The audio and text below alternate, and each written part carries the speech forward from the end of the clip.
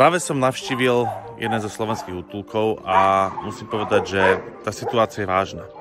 Psi nepatria do útulkov a tak ak môžete, tak si nekupujte psa alebo fenku. Adoptujte si ich z útulka. Pomôžete tak nielen sebe získaním krásneho spoločníka alebo spoločničky, ale dáte tomu psíkovi nový domov, ktorý mu chýba. Útulky to majú na Slovensku naozaj ťažké, pretože robia niečo, čo zo zákona má robiť štát.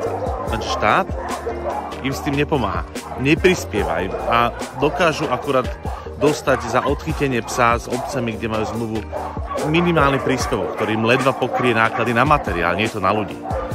Čiže potrebujú vašu pomoc, ale to, čo potrebujú, je tiež, aby Slovensko, aby naša vláda, náš parlament zabezpečili to, že budeme robiť to, čo tomu nás zaväzujú zákony. Že tie útulky budú mať kvalitné financovanie tak, aby dokázali prežiť, dať domov zvieratám, keď to potrebujú.